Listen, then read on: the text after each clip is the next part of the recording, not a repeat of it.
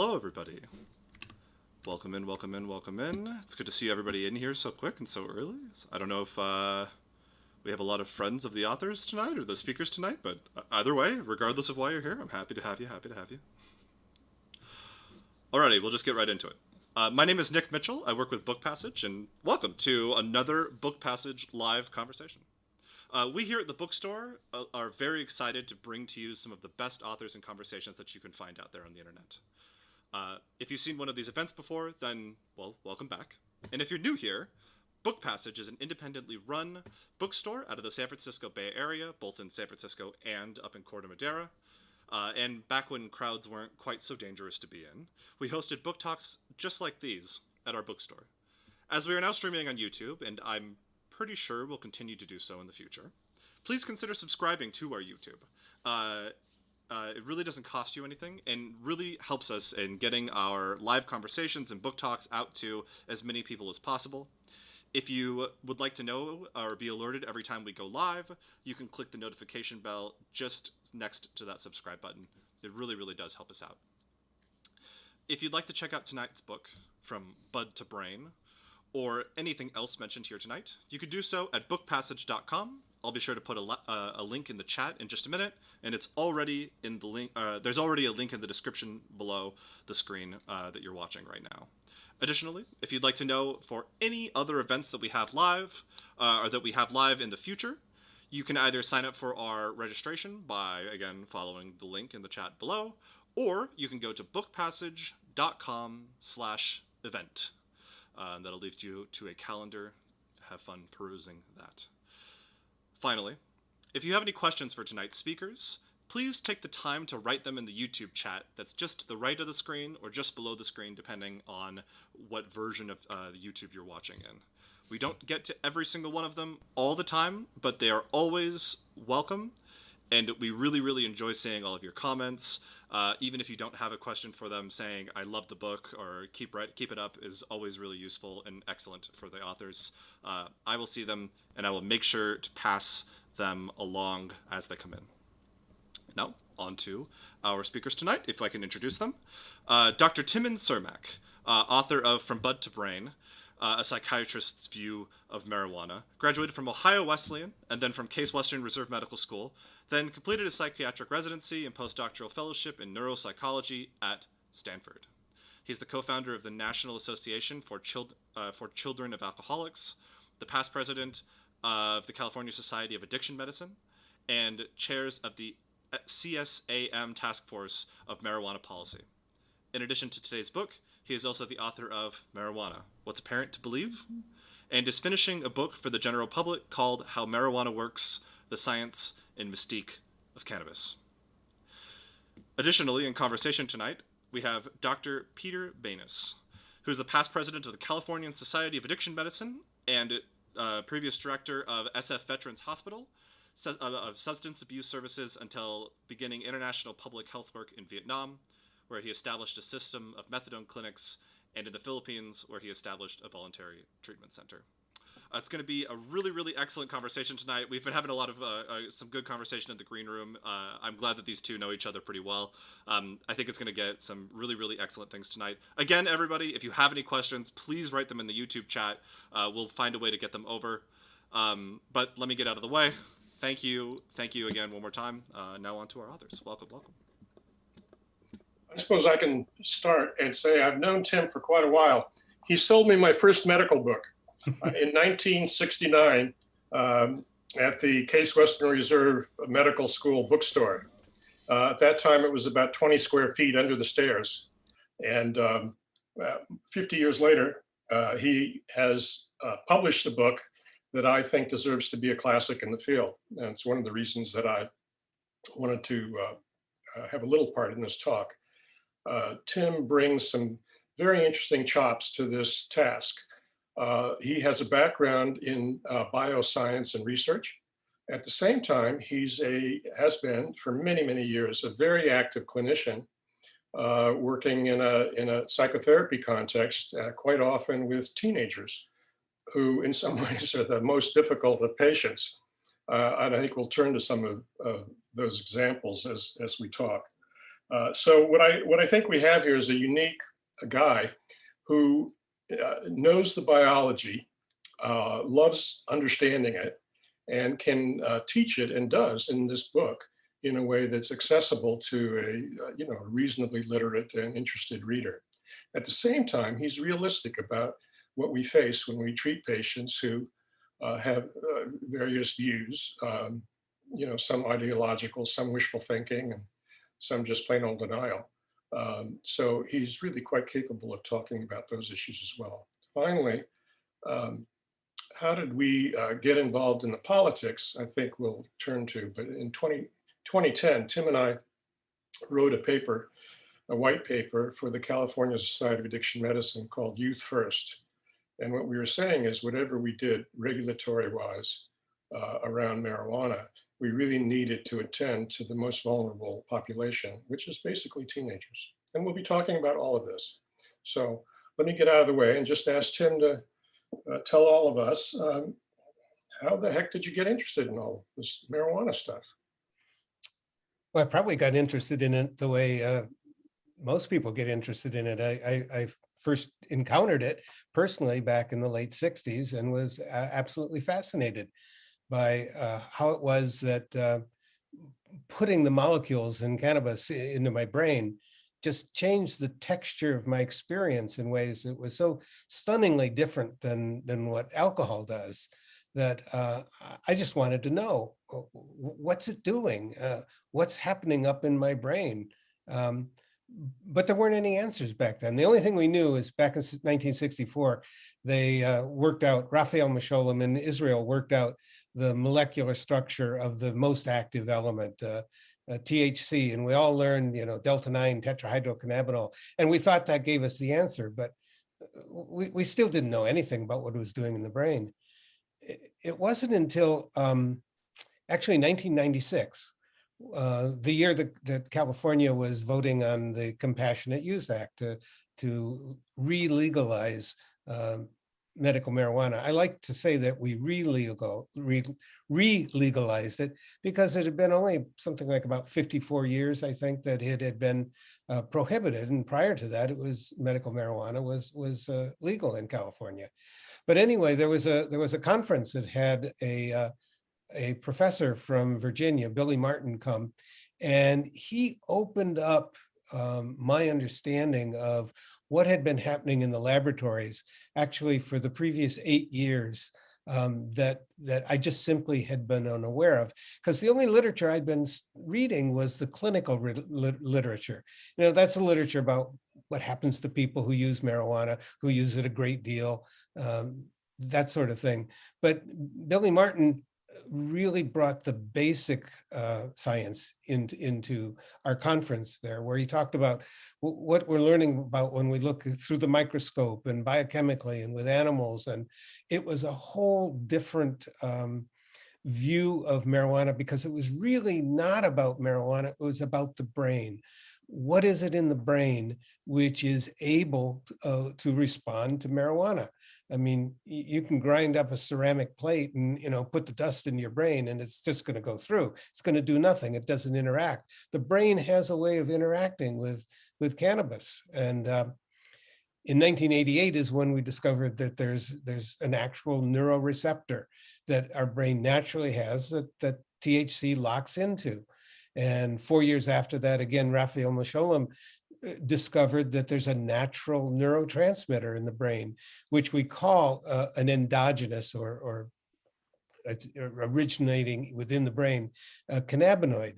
The only reason we call it a cannabinoid is because the first time we noticed or recognized that receptor was because cannabis was involved in locking into it. So all of a sudden, what we had in that one lecture was an understanding of a complete system in the brain of our own natural marijuana-like chemicals in the brain, our own receptors, all of the enzymes for making that work. And then the question is, what's it do? Why is it there? Is it there just so that we can get high, or is there an actual function in the brain. And that's what I think people who really want to be science literate about cannabis have to gain some understanding of. I wrote the book because most doctors had not had much education about cannabis or about the basic science of cannabis. So I wanted to collect together the proven scientific information that I think all healthcare professionals should have in order to be able to respond to any questions that their patients bring to them, or the number of times people mention that they're using cannabis for a medical purpose. And doctors should have an understanding, I mean, a basic understanding of, well, what is it doing in the body that would be helpful to you if you have multiple sclerosis or chronic pain or something like that. So it's just all part of a lifetime fascination, primarily with the brain, but then what has cannabis taught us about the brain? And that's what I try to condense and put into this book. It took a while to be able to get to a point where you could think about it in that way, because if I remember correctly, I think the Marijuana Tax Act was 1937. Right. And that was the era of reefer madness. You know, this was a thing that was going to get your daughter raped, or you're going to jump out a window, suicidal. And for decades thereafter, it was demonized. And essentially, the federal agencies treated it as dangerous as heroin.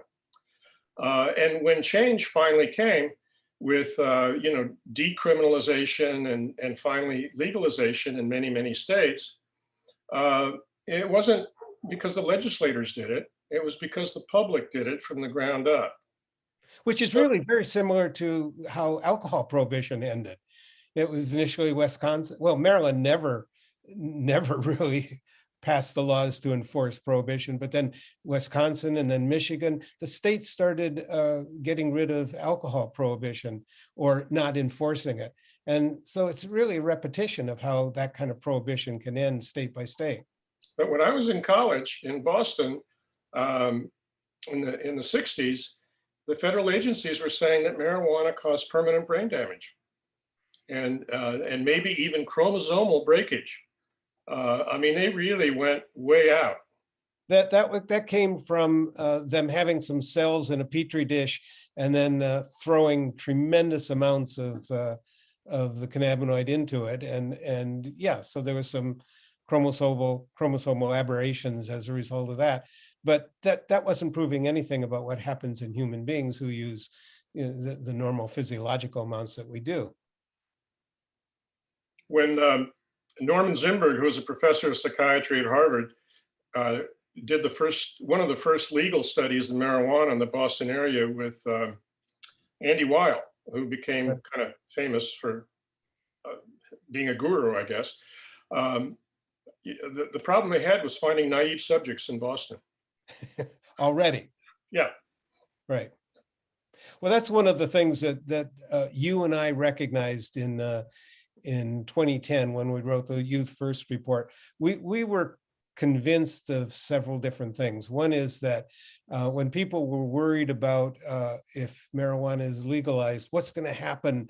Is Armageddon going to happen in terms of all of a sudden kids are going to have access to it? Kids already had unlimited access to it. They've had unlimited access for decades. And one of the things that we see now is that after states have legalized it and medical marijuana has been passed in many states, the rate of use by adolescents hasn't really changed very much. There may be some of the heavy users might be using a little more heavily, but the overall rate hasn't changed during that time. We haven't had an Armageddon as a result of the passage of these laws. So you want to talk a little bit about your role in Proposition 64? Well, we were on the Blue Ribbon Commission on Marijuana Policy that then Gavin Newsom brought together, and that helped create a framework for what regulation might look like. And as you know, you and I worked a little bit with some of the lawyers who were writing with Prop 64, and one of the things that we got and it was odd, we got far more of than what we asked for, is we said, look, this is going to be a gold rush. Once once we start having tax revenue coming in from marijuana, every governmental agency is going to want to have their bit of it. And everyone is going to have their legitimate reasons for wanting it. We got to fix roads. We got to do this and that. What we said was, look, there's an industry which is making a lot of money, is going to make even a lot more. And there is a cost to this to the public, which the industry doesn't have to pay. And it's in adolescence, the one age group, which is clearly the most potentially at risk because of the faster that addiction develops and the higher rate that develops and the disruption to their education. And you can follow for years after that, those people who have been dependent during their adolescent years, they often never catch up. And so those are the ones that we thought the money that comes from the taxes that we gather from legalizing need to go for prevention and treatment for youth. That's the way that the industry could mitigate the harm that's associated with the industry. And as you know, we were debating, should we ask for 15% of the revenue or 20%? And lo and behold, the lawyers wrote 60%, and that's what the people in California voted for. And I think without their belief that there was going to be a really first-class prevention and treatment program for adolescents who are being harmed by cannabis, I don't think they would have voted for it. Nonetheless, they voted for it. And what has happened? 75–80% of that money has been drained away, actually by Gavin Newsom himself. And it's been put into early child development, a really worthwhile, important area for us to support. But what it has led to is that there hasn't been any increase in prevention or treatment efforts funded by the legalization of marijuana in California. Kids still have unlimited access to marijuana and very limited access to a treatment. The main access to treatment still is the juvenile justice system, and they don't excel at treatment. Tim, if I remember some of the research data, people who have their first marijuana experience, their first joint, after age 21 have exceedingly low rates of addiction, of dependence, somewhere around 1% or less. Whereas teenagers, 13, 14, and so on, have fairly substantial rates of having an extended period of true addiction to marijuana, true dependence, misuse. Someone who starts at age 13, by age 15, about 17% of them will have become dependent within the first 2 years of their use. If someone starts, I think the figure's a little higher than what you're saying, but if someone starts at 22, within 2 years, I think maybe about 3% of them might satisfy the criteria for dependence. On average, country after country have decided that somewhere around 9 to 10% of people who ever use cannabis develop a dependence at some point, which is, as you know, below alcohol, which is about 15%, and below heroin, and certainly below the number one, which is tobacco, which is up in the 30% range. So I want to, I think we'll bounce around a little bit, but I've got a question from the audience that I want to take up with you, which is that some people get paranoid when they smoke marijuana. Do we understand much about that? Of course, one of the issues is this the doorway to schizophrenia is a common question, or is it a psychosis that's fundamentally different from schizophrenia, or does it unroof schizophrenia? What do we know about this? Because this is really a very important question for parents Right. who've got a resistant, may sometimes angry teenager saying, you know, this is normal, it's organic material. And the FBI really is watching me, you know. Well, there is only very complex answers to that. And it took me some time to sort out the literature. Paranoia, a couple of things about that. THC has a biphasic response to the brain. And what that means is that at lower doses, most people feel a calming effect, but the higher the doses you get, the more people begin having increased anxiety, panic attacks, and overt paranoia. Another thing that I've noticed is that people over time, over their lifespan, find that the rate of paranoia increases, so that there are people who say, look, I just smoked this through my 20s, my 30s, and into my 40s, but then it started making me more anxious, and I started feeling a little paranoia. I think that's just a fact that I've noticed, but I actually don't have an answer to that, other than the fact that the number of natural cannabinoid receptors we have in our brain gradually diminishes over time, over our lifespan. You know, I think that sounds unfortunate, but that's the way it is. I think we lose some of our flexibility because of that. But schizophrenia, it's an excellent question. There are psychotic reactions to high dose cannabis that you see, particularly in people who don't understand edibles, and they're impatient, and after an hour they're not feeling anything, they take more. Or people in the Denver airport that are taking their edibles home and then suddenly realize, oh no, it's illegal at home, and so they go ahead and take them all, and before you know it, they're too high to fly and get sent to emergency rooms because they're frankly paranoid. You do have psychotic symptoms when people get that high.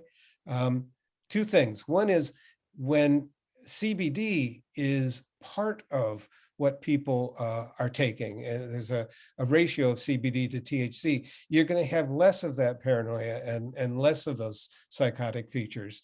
They're going to happen less frequently. But now you get into schizophrenia. What is that? Well, that we know is a primary disease that happens in about 1% of the population, and it has particular characteristics I won't go into.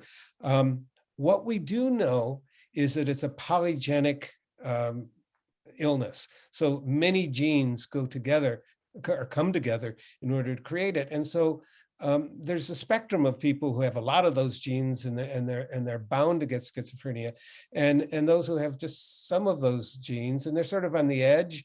And if there's any insult, and by insult, what I'm talking about here is frequent high THC cannabis, it can in fact evoke or uncover someone's tendency towards schizophrenia, and then that person really is schizophrenic. One of the things they noticed in South London is there was someone who followed people who are using skunk, which is very high THC marijuana, and necessarily very low, because the plant the more THC it makes, the less CBD, and vice versa. And about 4% of the high skunk users in South London were ending up with a diagnosis of schizophrenia. So there's multiple reasons why we know it can kick people over the edge if they have a tendency. There are other people who don't have enough of the polygene of all of those genes. They're really have a very low risk of schizophrenia, and it's not going to cause it. Tim, your book is full of wonderful, what do I call them, vignettes, working with people in early treatment who really are not fully prepared to believe that this is a problem for them. Right. And what I like about it is that you give example after example from a variety of your patients about how to actually work with that in a psychotherapeutic way, which is not hostile, it's not confrontational, it's not beating them up.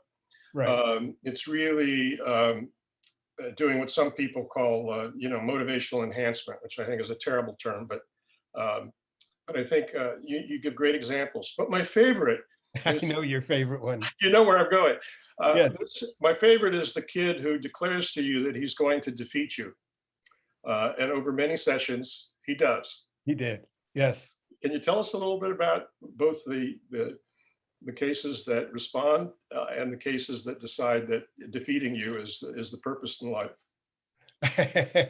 Well, about the ones that are going to defeat me, I've had to recognize that I'm really powerless. I don't control anyone's mind, anyone's thinking, anyone's feelings. I can only provide two things. I can provide information, and I can provide an empathic relationship with someone that can be trusted. And so I always start out with people when we talk about cannabis. I ask them what they notice, what the experience is like for them, because it's not the same for everyone. And I help people describe for me really the ins and outs and what they notice. And I usually pick one of those that is particularly interesting to them. For one, people often talk about a trip down the hallway to the bathroom is an adventure. I saw the rainbow and days, it was so beautiful. And that is a way in which our brain responds to novelty. We get really used to things. You put a ring on your finger and it just notice it all the time for a few days, and then it fades into being habituated and you don't notice it. Well, that happens with all kinds of things, like that little rainbow on the soap suds and the bubble of everything, and every bubble in the soap suds, that it's in exactly the same place. It's on every one. And we stopped playing with that when we were kids, but you have a joint and you look at it, wow, man, look at that. What has happened is that our sense of novelty and our sense of habituation is under endogenous cannabinoid control. So that when you really activate the cannabinoid system, it lowers the bar for our brain saying, that's novel, look at that, that's interesting. And things appear novel to us in a really pleasurable way. And when I describe to people how that happens and where in the brain that's happening, I get people really intrigued by the fact that, wow, my brain can do all this. But I'm also quite honestly setting a little trap, because if you do too much of that, then what happens is the number of receptors, cannabinoid receptors, starts being reduced. And so you can cumulatively sort of deactivate the endogenous cannabinoid system by 20% in some parts of the brain. And then everything starts, when you come down from being high, the bar for something feeling novel is extra high, and everything's just freaking boring, man. And it adds a little bit of extra motivation to using again. And people can begin seeing that if they're not using, they begin getting a set of signs like this kind of irritability, restlessness, boredom, insomnia, sometimes less appetite, and particularly boredom. And those are good signs that you've actually altered the brain in a way that even after the high is gone, there's still this alteration that can take days to a few weeks to Do you distinguish this? Do you distinguish this from a mild withdrawal syndrome? I think it is just one aspect of what withdrawal is. I haven't talked about the other aspect of withdrawal, which I think happens within the actual pleasure center or reward center, that creates a kind of craving that is different from what I've just been talking about. So where did we start this particular question? How I talk to people. Yep. I want people to realize that I'm very interested in their experience of marijuana, and I'm able to normalize that by talking about how things in the brain have been altered, and that's why you're having this experience. I'm fascinated by the fact that many of the things that people say about marijuana. It's relaxing. It gives me a fresh and new look at the world. It's physically relaxing. Those are the things people say about meditation. You know, one of the reasons we meditate is because it freshens our view of the world. It leaves us more connected to the world and to other people. It relaxes us physically and mentally. And lo and behold, you can see that the endogenous cannabinoid system is actually more active in after meditation, after massage, after a run, what we call runner's high, which everyone says, oh, that's an endorphin high. There's actually greater increase in the number of our endogenous cannabinoids than there is in our endorphins. So there's many ways that I think people are going to discover that our endogenous cannabinoid system is a precious thing that does many useful things for us and is actually part of our pleasurable experiences. It's best to keep it fairly well balanced rather than to overuse it too much. Well, Tim, let me ask you for some tactics and strategy Yes. for a concerned parent of a teenager who discovers by accident a marijuana stash in the kid's closet or under his underwear in the chest of drawers. So that's where you hit What it? do you advise, a thoughtful, knowledgeable parent who has just happened upon something that they really didn't suspect? And I'm not saying anything about how much the kid is using, just that the parent has discovered it. What do you do? Well, first you begin educating yourself so you really come to understand enough about cannabis that you put it in perspective, and you really educate yourself about what the impact on adolescence is. When we say that it alters their brain development, well, what does that mean? You know, you can, I go into that. You can learn what that really means. Secondly, get yourself to Al-Anon if you're really worried. Get together with other parents who are facing the same thing and get their perspective. Third, get yourself to a counselor or therapist where you can talk about your own attitudes about marijuana and your own relationship to alcohol and other drugs yourself, so that you begin doing the spade work necessary for being able to sit down with a kid and talk to them. You've laid out the first three things, but none of them involve talking to the child. And then you need to learn how to talk to the child. And if you're going to do it in a way which is judgmental, if you're going to do it in a way that's commanding or controlling, you're going to lose the battle before the first shot is fired. So you've got to get yourself in the right attitude that you can sit down and really listen to what their experience is. Only they've had a chance to tell you what they really like about it, will they be in a position that they're willing to listen to what your concerns might be. And then I think it's really important, Tim, where you're flipping something on its head. The prevailing motif in government has been, it's terrible, it's dangerous, this is your brain on drugs, it's horrible, you'll damage things. What you're saying is the opposite. These drugs are wonderful, they feel great, they give us a sense of novelty, and somehow many people who intervene don't want to talk about the fact that the kid is experiencing something that he really treasures. People don't use substances that make them feel bad. Well, few people do. I've known a couple, but basically, no, you would not have nearly as many people using this. Over half the people in the United States have used marijuana at some point. And a number of them say this is pleasurable. Drinking alcohol is pleasurable for many people. If you try to ignore that and just deal with the dangers, then you're just harping on people. From their perspective, they'll feel like you're just harping on them, and you really have not taken the time to understand that there is some pleasure in this.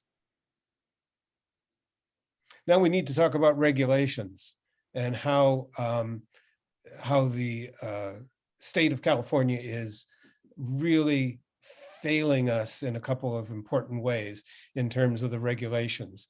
There's something called the Bureau of Cannabis Control that does most of the regulations, but they're up until this July, the regulations have been parceled out between them and the Department of Public Health and Department of Food and Agriculture, and it's really created somewhat of a mess with people who are trying to run the legal industry having to deal with too many agencies and too many regulations, and as a result, the battle between the legal industry and the illegal industry is not being won by the legal industry. There's still they might be selling 10% of what's grown in California. Now they're going to combine the three regulatory agencies into one department of cannabis control. But when we look at the structure of that's been with a budget, which is always the structure, there's virtually no budget for public health aspects of that. And if you look at the Cannabis Advisory Committee that I've served on since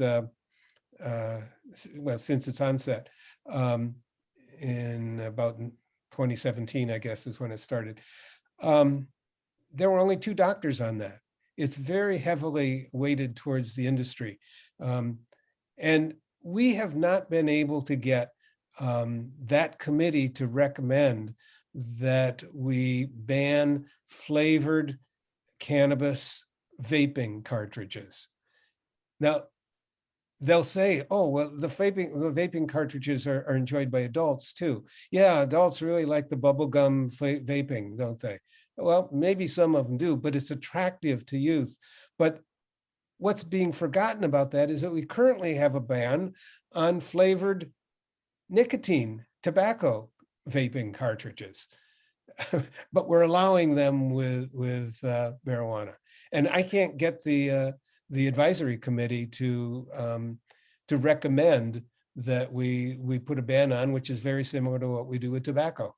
It's just many examples. We tried to recommend a system of new public treatment programs strictly for adolescents.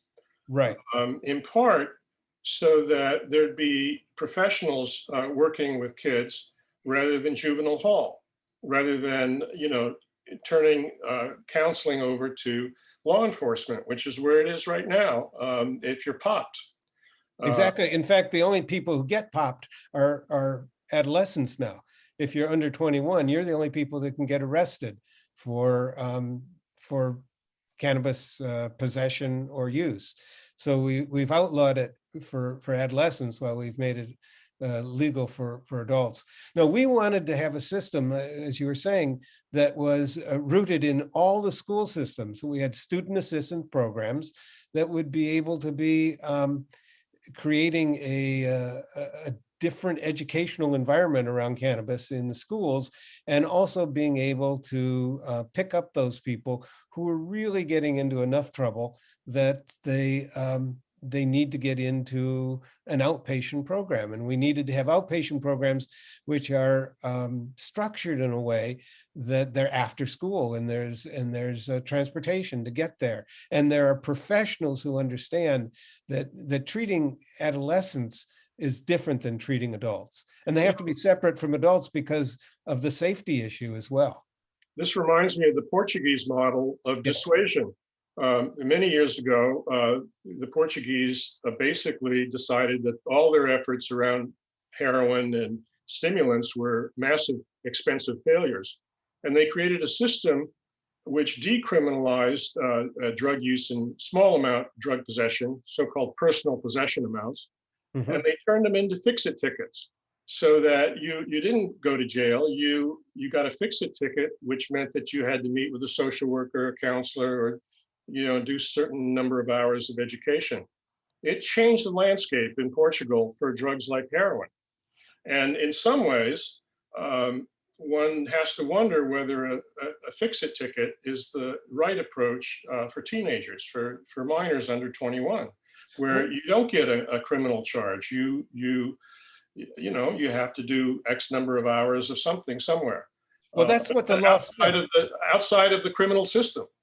Prop 64 said that we were supposed to be getting education programs for kids who were found using, and I don't see any of them anywhere in California. We have the money because of the revenue from the sale of cannabis, but it hasn't been used for what's there in the law. Well, I say in other kinds of talks that we have two industries in collision. We have an incarceration industry. By the way, California has the highest rate of incarceration in the world, higher than China, higher than Russia by many factors, and far, far higher than our European partners. And much of that is on the back of drug possession arrests. Notice that I didn't say drug sales or drug manufacture or drug Right. smuggling. Drug possession is the low-hanging fruit for an industry that has overpopulated the prison system. The California Department of Corrections and Rehabilitation, the joke is the R in CDCR is silent, the rehabilitation part. But they've got triple bank beds set up on basketball courts because they're so overpopulated.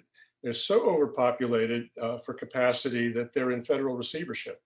Well, you have I think come up with the best phrase where you say that the law enforcement and treatment are competing for the same raw material, and I think treatment often loses because law enforcement has such a powerful lobby to keep it going, and so they promote into prison.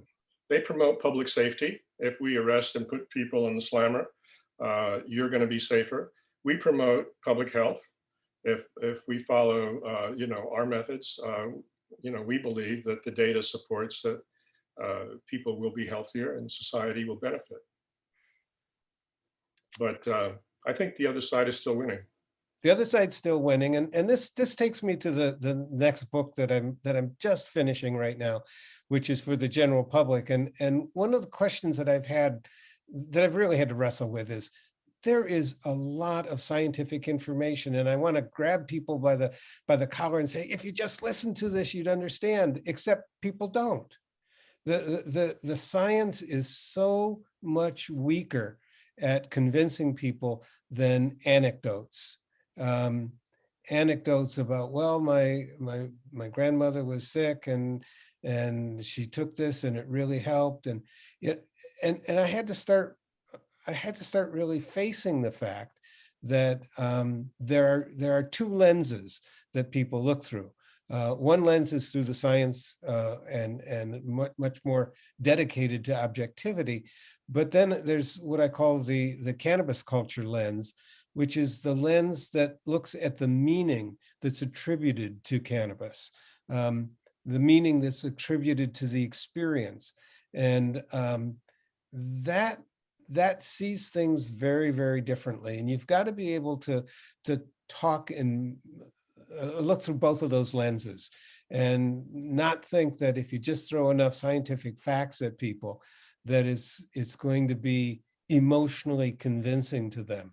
The way when they start talking about the spiritual aspects that are present with, for many people with cannabis. About 25% of people who use cannabis say the spiritual sense that they get when they're using it is the primary reason why they use it. And far more than 25% have some sense of that. That's the mystique that I think we need to recognize is really as important and often more important to people than the science. Well, Tim, we've been talking for about 45 minutes. Yeah. Are there more questions? This is a moment where I want to encourage people who are listening in or watching in to submit some questions. And as I see them come up, I'll forward them to you. Fine. What did you learn in writing this book, which is really tries to have one foot in science and one foot in clinical care? What I learned is I had to come to terms with the fact that just teaching people the science, just increasing science literacy is insufficient to be convincing of people, convincing people of the importance of taking care of their health. Um, Science is really without values. It's more objective. It doesn't talk about beauty. It doesn't talk about meaning. And so if you're going to be reaching people emotionally about the potential values slash risks of cannabis, you've got to be able to talk about the meaning that's involved there. And that you run into that a lot of times with the people who are using medical marijuana.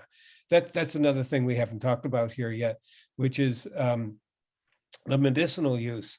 Once you understand the underlying function of this natural cannabinoid system within our brain and our body, you start realizing, oh, if I could modify that, if I could increase its activity or decrease its activity, it might be very useful to people. A good example is I had a woman who really one of the heaviest marijuana smokers I'd ever heard, ever since the 1960s.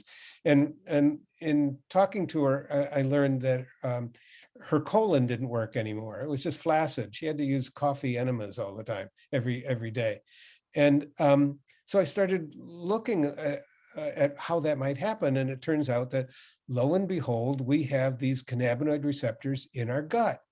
And if you activate them a great deal, you slow the gut down. And then you read the Chinese information, folk medicine from China from 5,000 years ago, and you see they were using it for diarrhea. So you begin recognizing that there are legitimate medical uses for cannabis or for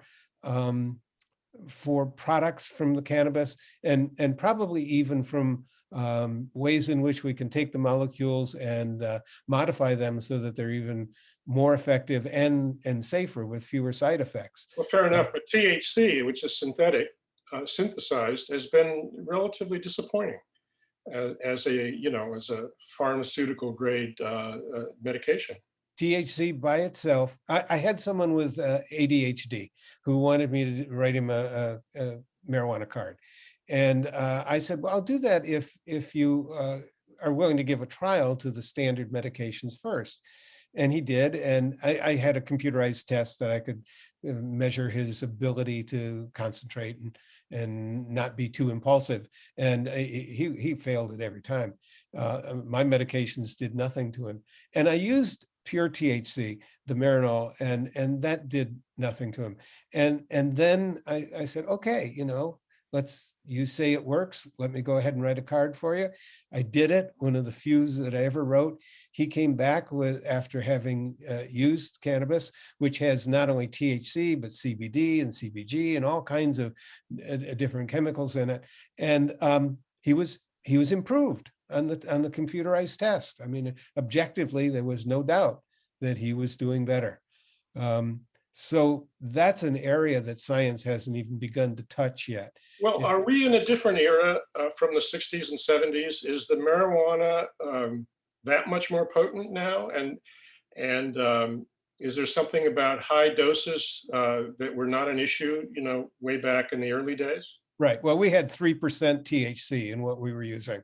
The highest marijuana flower that has been recorded is 37% THC. On average, people get the high teens or low 20s in their dispensary. And what's important about that is that THC and CBD come from the same precursor. So if you have enzymes in the flower that make mostly THC, it's not going to make much CBD. And CBD is capable of modifying some of the negative impacts of THC, the negative impacts on anxiety, on paranoia, and on psychosis. So yeah, Nowadays, you can get this very high THC, and then if you go into dabbing and vaping and all that, you can get up to 90% pure THC. Let's look at the slice of people who actually have a disorder that benefits from cannabis. Yeah. It's promoted for everything, from hangnails to hemorrhoids. But there are some things for which it's useful, and there are many things for which it's not useful. But Right. having said that, there are people who can use it medically. What about dosing? What we've got shops selling weed, and it's not tested unit by unit to know what the potency is. So what can we say about that? You don't know what you're getting. You don't know what the dose is, but let's start with the things that the National Academies of Science, Engineering, and Medicine noted that there's ample literature proving its value, and that's in chronic pain in adults, in multiple sclerosis, the spasms of multiple sclerosis, and oh geez, no, I just flunked my test here on the third one, which is a more minor one. These are ones where there's plenty of gold standard good research studies saying that they work. There's moderate evidence for some sleep disorders, but mostly the sleep disorder that's due to apnea. It's useful for that. But beyond those, it's ridiculous that you go to the fact that there is currently a CBD medication, which is FDA approved, Pedialyx, which is useful for two forms of very severe childhood epilepsy. Those people have heard of Charlotte's Web. That was the variety of cannabis. It was very high in CBD that was shown on some TV reports to be really helping this young girl's epilepsy. It's now sold as a prescription FDA approved drug. So, but as far as the shops, you really don't know what the potency is. And are they working towards standardizing that in any way? Testing batches or something? They're testing labs, but the last time someone did a survey showed that about 70% of what's advertised as being in the cannabis that your products that you're buying is substantially inaccurate. So that's a real difficulty. But at the same time, this is how complex it gets. This man with the ADD, he used something that probably had no more THC in it than the pure THC medication I gave him, but in the whole plant, for whatever reasons that are hard to determine at this point, maybe it was the presence of the CBD, he did better. So unfortunately, medicine is used to using one molecule, one drug at a time, testing it thoroughly. We really learn a lot that way and learn a lot about the safety of things, but it does at the same time ignore combinations. Yeah, now, marijuana is a combo product. The combo product. The problem is that people say, well, this is the natural balance of chemistry that you find out there in nature in the plant. And that's true. The plant has probably evolved from a survival evolutionary standpoint. Well, actually, that's not true, because prior to COVID, there was an annual conference in Amsterdam of marijuana growers and hybriders who were busy hybridizing various strains of marijuana to increase one thing or another. Big deal, and a lot of science went into it. So now we have essentially lots of stuff that's it's gone through the hybrid mill. Right.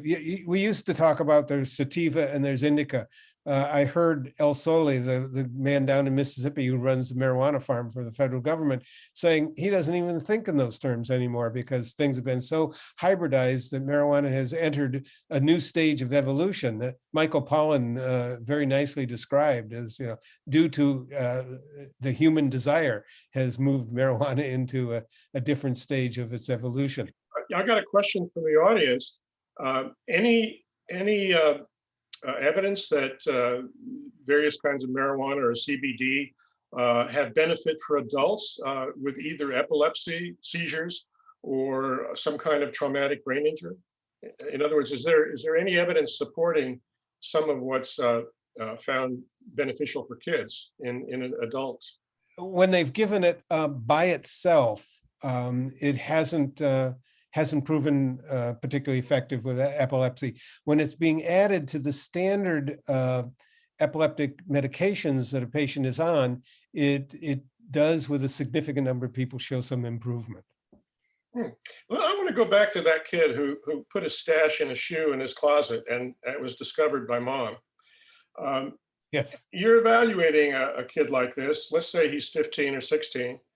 How do you distinguish a kid who's a recreational user, likes the awe or the novelty or likes to do video games with his friends, from a kid who's in trouble and who meets criteria for a drug dependence?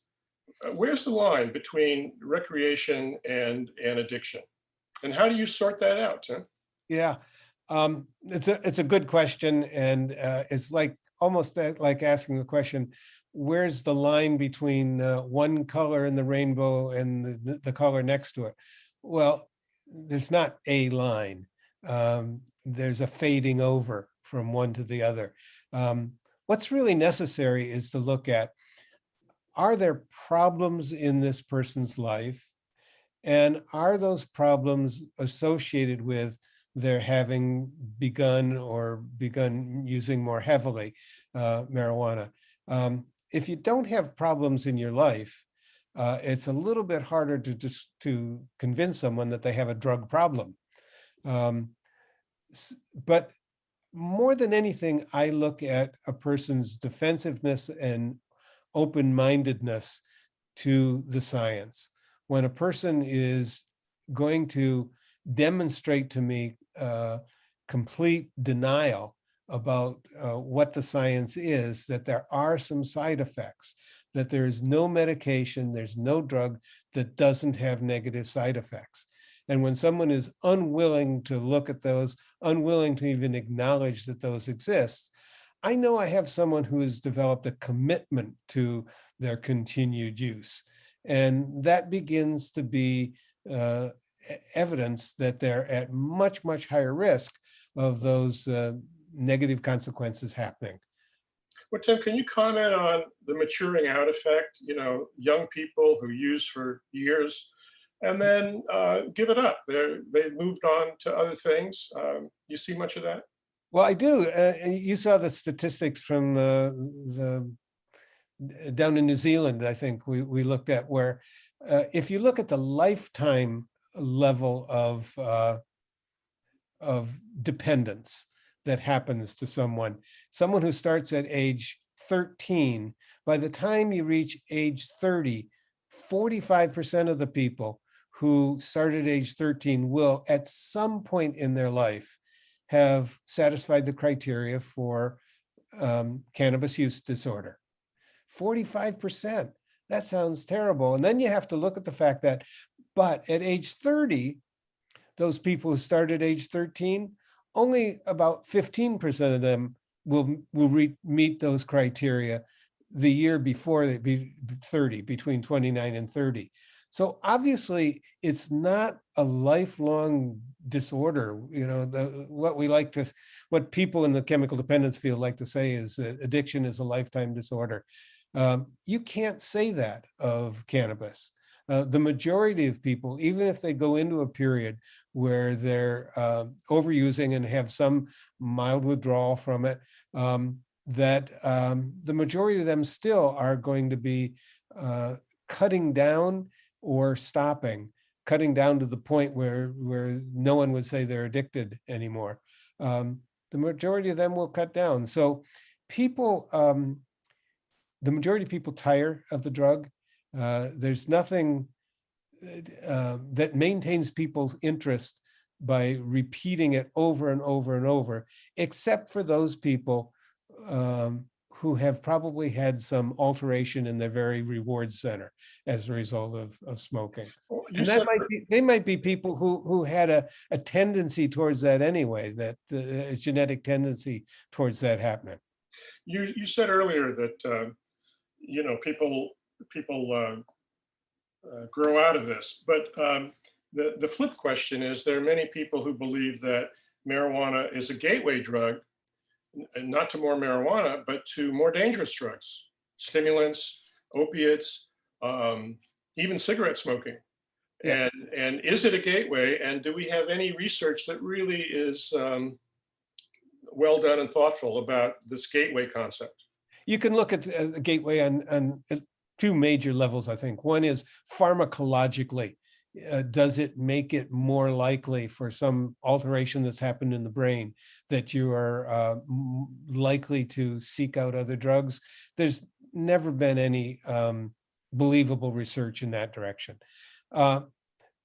Psychologically, well, first, people start, except for those people who start, I guess, with huffing volatile fluids, marijuana, tobacco, alcohol, they're the triad that are available to people at the earliest times. And so that's what people are going to start with. Now, if you move on to something else that you didn't have available to you, later on, you move on to some opiates that weren't available to you when you were younger. That's just an association. You can't say that having used earlier made them do it. Now, there is another part of that, though, and that's that when you get told that this is going to ruin your brain, this is your brain and drugs, and you'll be stupid as a rock if you are using this marijuana, and you use it, and it doesn't have those negative effects. Well, let's ask that really precisely. First, is there any evidence of lasting brain damage in teenagers who use it for a number of years? All right, at a reasonable rate. Yes. And what do you think of this story that you're going to lose, IQ points if you have that passage of using in your school age years? That's substantial research that I think has some credibility to it. What they did was they did very full neuropsychological testing, IQ testing and all, at age 13 and again at age 35. And what they showed was those people who started using at 13, 14, maybe 15, those who started then and continued heavily had as much as an 8-point drop in their IQ. Those people who started at 16, it didn't matter how much they smoked afterwards. Their IQ at 35 was the same as what it was at 13. So well, this suggests some kind of persistent brain damage, does it not? It does. It does. And some of that may well be in the what we call the axons, the wiring between cells in the brain. And there's some very obvious loss of integrity in them by some fancy brain imaging. Tests in particular are also very sensitive to culture and to education. And if you're falling off the rails educationally because you're smoking dope and doing video games instead of paying attention in school, can that not account for a downstream drop in IQ? In other words, is it the surround or is it actually the cannabis effects in the brain? And can we tell the difference?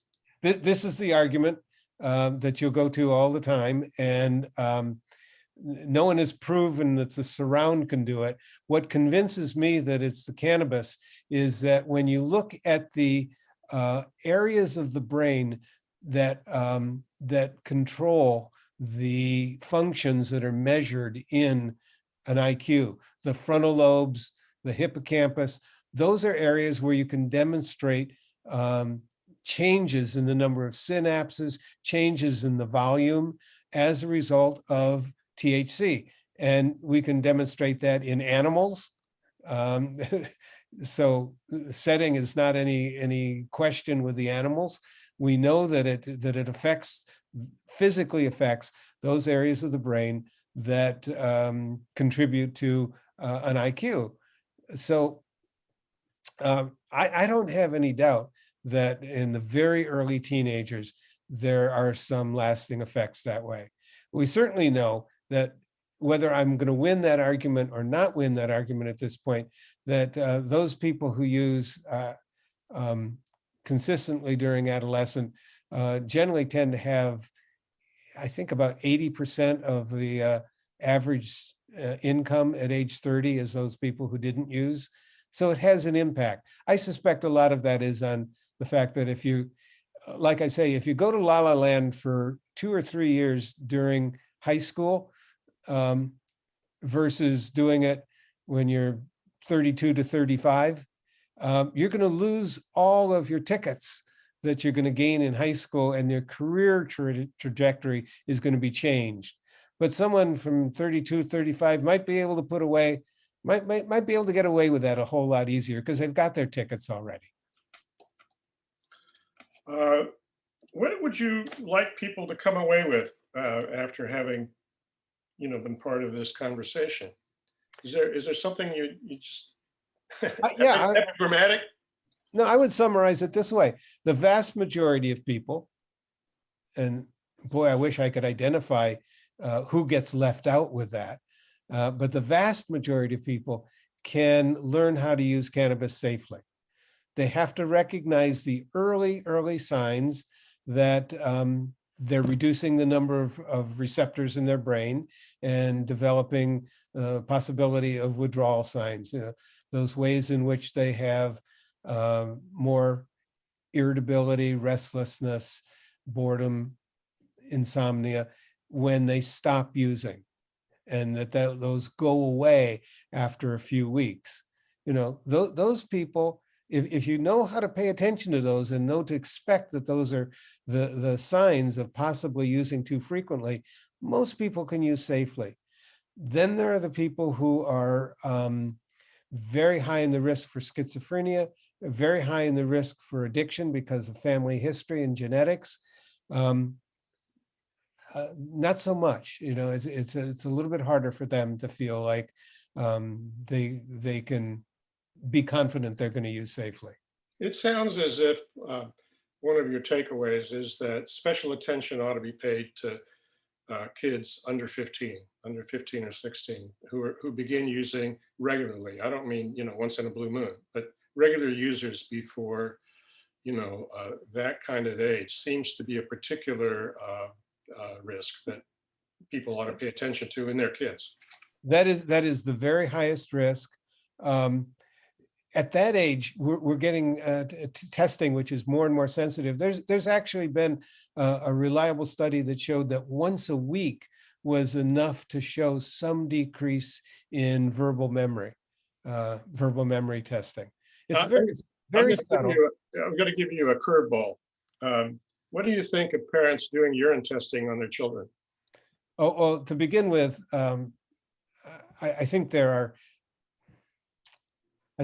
are problems with urine testing. If anyone is going to do testing with their child, it should be oral saliva testing.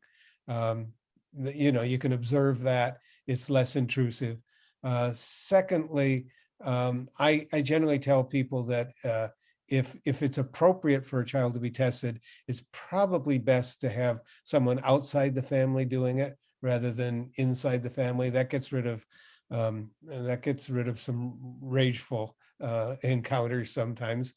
But the primary way the primary time that I use this is when a child has said that they're willing to undergo a period of abstinence to see for 3 months or so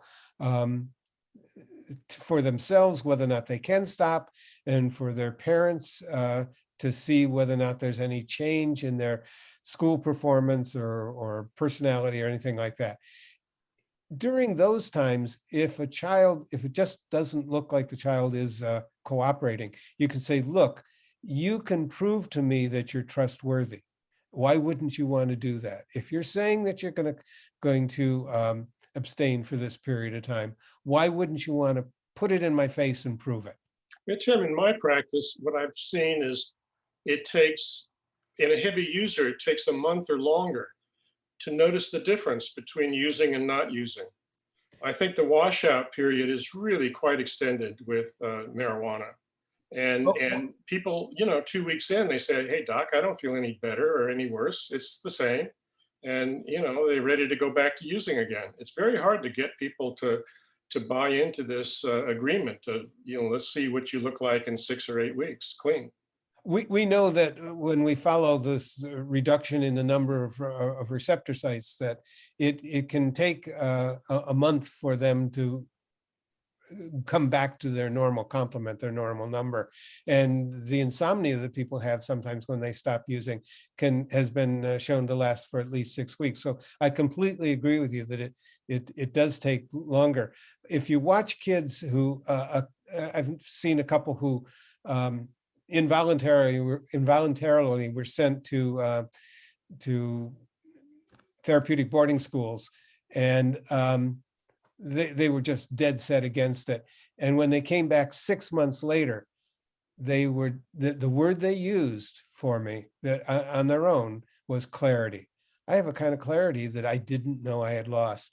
And for some of them, it took well more than a month. It could take up to 3 months with some of them. And these are young adolescents that I'm talking about.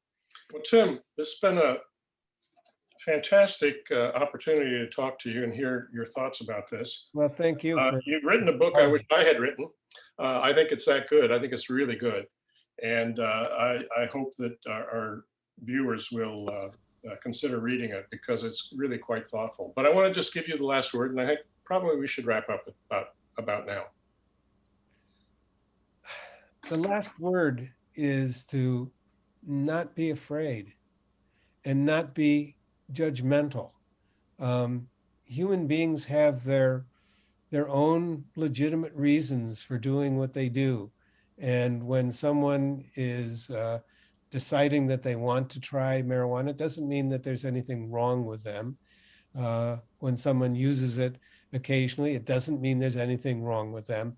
I want to help people get to the point where they view marijuana very close to the way they view alcohol. It's a lifestyle choice for some people. There's no reason to condemn them. And just like alcohol, it has potential side effects that if you're not going to pay attention to what those potential side effects are, you're more likely to suffer them. So some good science literacy is thanks for your time. Thanks for putting in the enormous work that you put in to write this book and the next one that's going to come out soon. Yeah, and I want to thank Book Passage for, this is an event that was scheduled over a year ago, and got the pandemic got in the way. So I really appreciate all the work that Book Passage has done to gear up to doing all of these live conversations with authors. I appreciate it a great deal. Absolutely. I'm really glad that we ended up rescheduling it. It looks like there were a lot of people in chat that took a lot away from here. I know I learned a lot. I'm glad we did end up getting you both on. This was really, really fun. Anyways, just to thank everybody else for coming. Thank you all for being here in chat. I do see the thank yous as they're going by. That's very, very, very, very kind of you. And including thank you for all the kind words that were spoken in the chat today. I will relay them to the speakers afterwards. We hang out for a little bit afterwards. I'll relay them over. The book is From Bud to Brain. If you'd like to purchase it, you can do so clicking the blue box at the top of the live chat right now, or clicking the link in the description below if you're watching this afterwards or have the description open. Even if you don't live in the San Francisco Bay Area, we can ship it to your house, just like any other book retailer out there on the world. We'll send it to you. Additionally, if you have a local independent bookstore, you can buy from them. We like all the local independents, right? You know, you support the people in your neighborhood. Okay. If you would like to see more of these events, you can either subscribe to our YouTube channel, or you can go to bookpassage.com/event to see more. Thank you again. Thank you to our speakers one last time, and a special thank you to everybody that's out here watching live or watching afterwards. You are the ones that support us through reading these wonderful books, or just for being here and giving us the moral support to do these events. Thank you very, very much for being here. Thanks for organizing this, Nick. Absolutely. Hope to see you on the next one, and I hope to see you for your next book if you wish to come back to Book Passage. Okay. Absolutely. Alrighty. Thank you again, everybody. Bye.